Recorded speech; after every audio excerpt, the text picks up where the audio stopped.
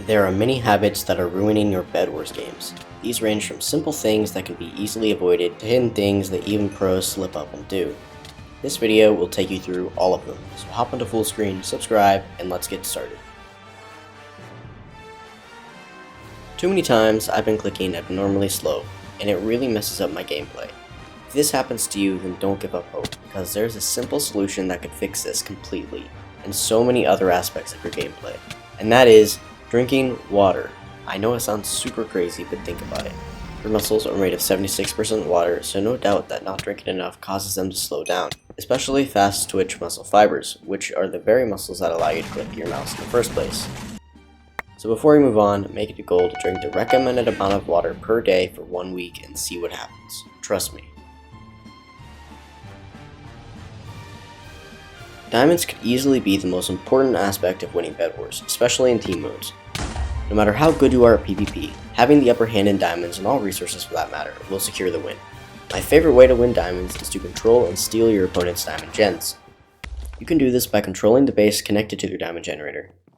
Doing this when there aren't too many teams left is super overpowered, and can double your diamonds while choking your opponents short of them. Notice how I only won this 3v1 because of diamond upgrades. They did no damage because I had P3 and Sharp.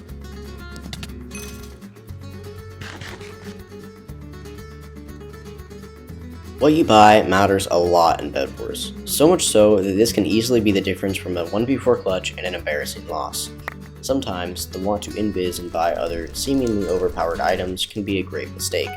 That's not to say invis is bad, but it is 100% overrated, especially considering the fact that the player base has improved and cheaters are more prominent than ever. Items that have a higher chance of being helpful, like Ender Pearls, will definitely improve your ability to win. Think about it, in an intense 1v2 with limited Ms and good opponents, what will be more helpful, an Ender Pearl or Invis?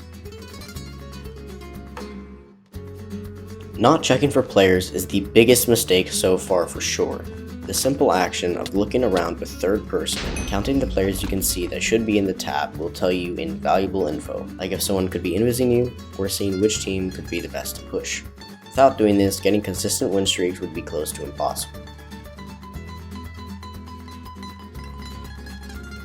Fireballs are great things to have, especially early game, but they are also quite expensive, especially early game.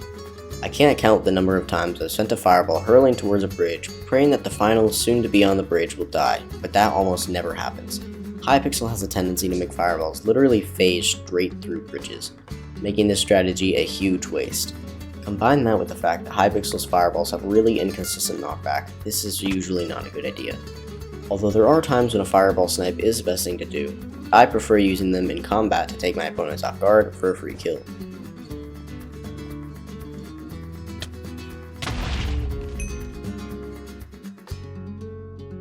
Pushing bases and obtaining pressure on your opponents is crucial to any Bedwars games. However, pushing a team, especially a good team or even a team who is stacked, just to push them by yourself is not a good idea.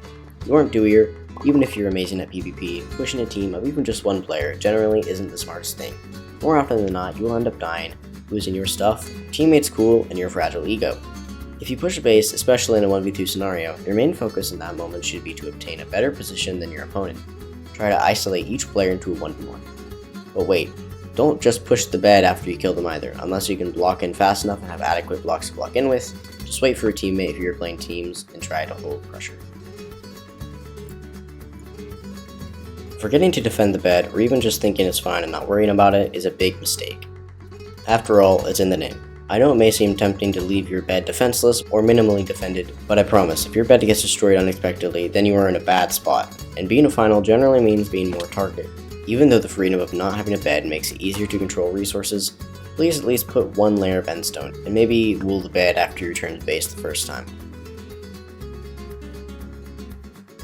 Blaming things on your equipment may make you feel better, but it also makes you play worse. I know I sound like your mom right now, but listen, I was there, and sometimes I still do. But when you blame your mouse, keyboard, monitor, internet, whatever it may be, you subconsciously start believing it, whether or not it's intentional. Then you become blinded from your real mistakes and never actually improve. Even if it is your PC, mouse, etc., just don't say anything and instead find a way around it. Unless of course you're so laggy it takes 5 minutes to do anything, then it's fine to blame your lag. Speaking of mistakes, learning from them is absolutely necessary to improve at anything, and learning from them in Bedwars is also just as necessary. When you lose, and trust me, when, not if you lose, try to think of the things that lead up to that.